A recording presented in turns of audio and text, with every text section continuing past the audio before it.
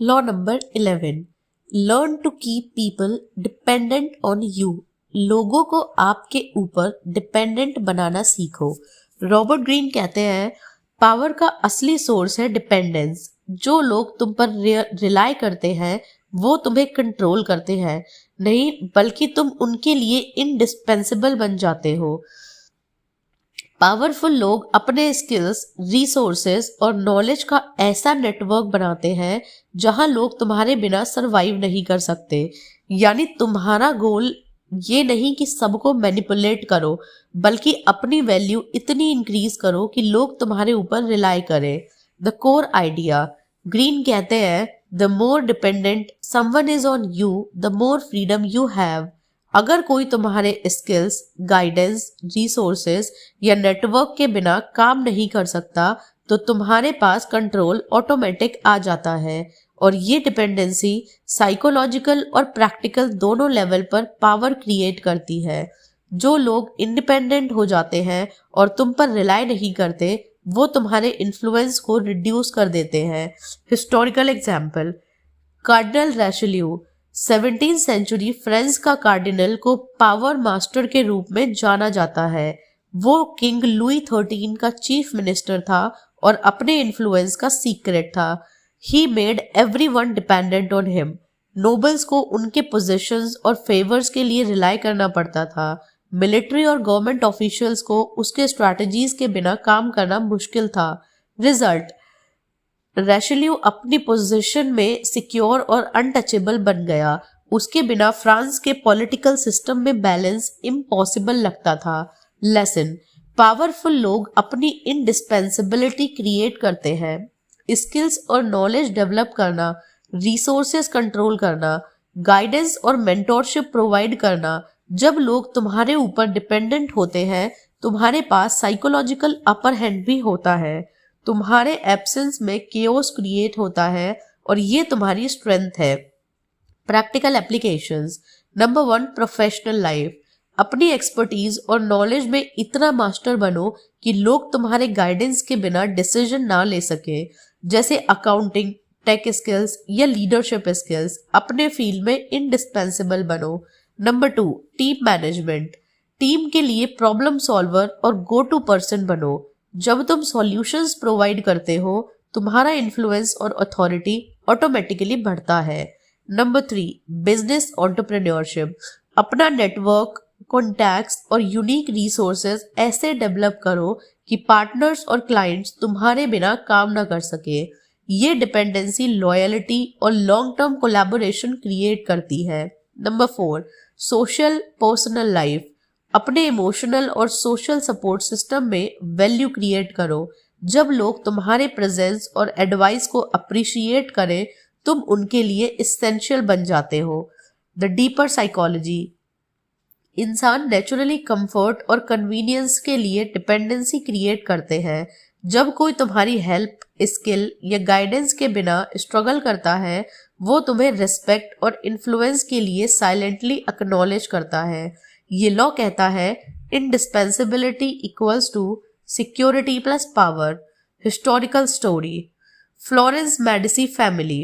Medici family का power renaissance Florence में इस लॉ पर बेस्ड था। वो बैंकिंग और फाइनेंस कंट्रोल करते थे और लोग, नोबल्स और आर्टिस्ट उनके रिसोर्सेज के डिपेंडेंट थे। Result, Medici dynasty long term power और इन्फ्लुएंस मेंटेन कर पाई क्योंकि लोग उनके ऊपर रिलाई करते थे। रिवर्सल, ग्रीन वार्न करते हैं कि अगर तुम ओवरली कंट्रोल और डिपेंडेंसी क्रिएट करने की कोशिश करोगे, लोग रीसेंट करेंगे। कभी कभी स्लाइट इंडिपेंडेंस और ऑटोनॉमी अलाउ करना भी स्ट्रैटेजिक होता है ताकि लोग लॉयल रहें। बैलेंस जरूरी है, इंडिस्पेंसिबल बनो पर ऑपरेशन मत करो।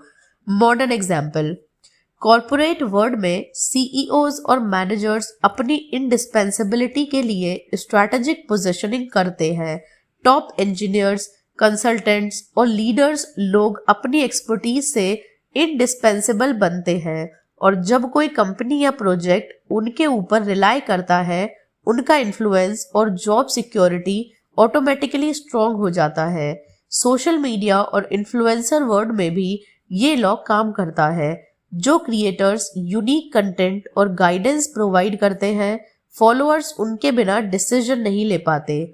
फाइनल थॉट, पावर का सीक्रेट सिर्फ कंट्रोल नहीं बल्कि डिपेंडेंसी क्रिएट करना है।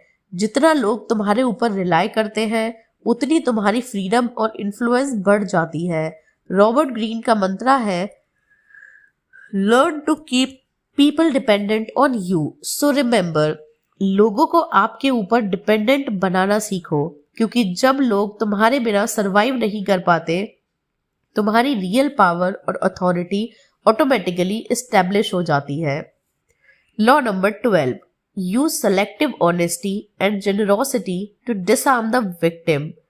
चुनी हुई ईमानदारी और जेनरोसिटी का यूज करके अपने टारगेट को डिसआर्म करो। रॉबर्ट ग्रीन कहते हैं, ट्रस्ट और ऑनेस्टी पावरफुल वेपन्स हैं। अगर स्ट्रैटेजिकली यूज किया जाए, अक्सर लोग स्केप्टिसिज्म और सस्पिशन में रहते हैं। अगर तुम चुनी हुई ऑनेस्टी और जेनरोसिटी का परफेक्ट डोज दिखाते हो तो लोग ऑटोमेटिकली रिलैक्स हो जाते हैं और तुम्हारे इन्फ्लुएंस में आ जाते हैं। यानी अगर तुम अपने टारगेट को मैनिपुलेटिव या इन्फ्लुएंस करना चाहते हो, सेलेक्टिव ऑनेस्टी और जेनरोसिटी का मैजिक यूज करो। द कोर आइडिया, ग्रीन कहते हैं, one sincere move can cover 100 dishonest ones. लोग नेचुरली, इमोशनली और इंट्यूटिव होते हैं। अगर तुम एक छोटी सी जेन्युइन ट्रुथ या थॉटफुल जेस्चर शो करते हो, लोग ऑटोमेटिकली तुम्हें ट्रस्ट करने लगते हैं और फिर वो इमोशनली और साइकोलॉजिकली तुम्हारे इन्फ्लुएंस में आ जाते हैं। ये स्ट्रेटजी सिंपल है पर एक्सट्रीमली इफेक्टिव भी। Historical example, Cleopatra. इजिप्ट की फेमस क्वीन क्लियोपैट्रा ने जूलियस सीजर और मार्क एंटनी के साथ ये लॉ परफेक्टली यूज किया। वो ओपनली अपनी जेनरोसिटी और लॉयल्टी दिखाती और स्ट्रैटेजिकली ऑनेस्टी का इल्यूजन क्रिएट करती। रिजल्ट, पॉलिटिकल राइवल्स और अलाइज दोनों उनके ऊपर इमोशनली और स्ट्रैटेजिकली डिपेंड हो गए।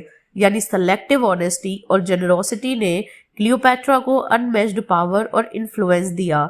लेसन, पावर के गेम में सब कुछ एग्रेसिव या मैनिपुलेटिव टैक्टिक्स से नहीं होता। कभी कभी सॉफ्ट पावर, ऑनेस्टी और जेनरोसिटी सबसे इफेक्टिव वेपन होती है। एक छोटी सी सिंसियर एक्शन या गिफ्ट तुम्हारे टारगेट के गार्ड को डाउन कर देता है और फिर वो तुम्हारे सजेशंस, इन्फ्लुएंस या कंट्रोल को एक्सेप्ट करने के लिए साइकोलॉजिकली रेडी हो जाते हैं। Practical applications. Number 1, professional life. Team members या कोलीग्स में ट्रस्ट बिल्ड करने के लिए स्ट्रैटेजिकली छोटी जेस्चर्स और ट्रांसपेरेंसी दिखाएं, जैसे क्रेडिट देना, हेल्पफुल एडवाइस देना या माइनर सीक्रेट शेयर करना। Number 2, negotiation. अगर तुम छोटी कंसेशंस दिखाते हो या फेयरनेस के इंप्रेशन क्रिएट करते हो, लोग ऑटोमेटिकली रिलैक्स हो जाते हैं और तुम्हारे टर्म्स को एक्सेप्ट करना इजियर लगता है। Number 3, personal life relationships. अपने फ्रेंड्स या पार्टनर्स के साथ छोटी जेनरोसिटी और ऑनेस्टी का स्ट्रैटेजिक यूज ट्रस्ट और लॉयल्टी बिल्ड करता है। ये इमोशनल बॉन्ड स्ट्रॉन्ग करता है और इन्फ्लुएंस मेंटेन करता है। Number 4, social media audience engagement. Audience को ओकेजनली पर्सनल स्टोरी, इंसाइट या थॉटफुल जेस्चर शेयर करना एंगेजमेंट और ट्रस्ट एनहांस करता है। The deeper psychology. हम ह्यूमंस इंट्यूटिव और इमोशनल बीइंग्स हैं। हम नेचुरली ट्रस्ट और ग्रेटिट्यूड फील करते हैं जब कोई छोटी जेस्चर या ऑनेस्ट मूवमेंट शो करता है। ग्रीन कहते हैं, once trust is established, influence flows naturally. यानी तुम्हारे मैनिपुलेटिव या स्ट्रैटेजिक गोल्स के लिए फर्स्ट स्टेप गार्ड डाउन करना है। Historical story. Talleyrand. French diplomat Talleyrand अपने पॉलिटिकल एनिमीज और अलाइज के साथ ये लॉ यूज करते थे। वो छोटी सी ऑनेस्ट एडमिशन और जेनरस जेस्चर के साथ नेगोशिएशंस स्टार्ट करते और फिर अपनी स्ट्रैटेजी इम्प्लीमेंट करते। रिजल्ट, लोग उनके इन्फ्लुएंस में आ जाते और उन्हें रियलाइज भी नहीं होता कि उन्हें कंट्रोल किया जा रहा है। रिवर्सल, कब ये लॉ अप्लाई ना करो।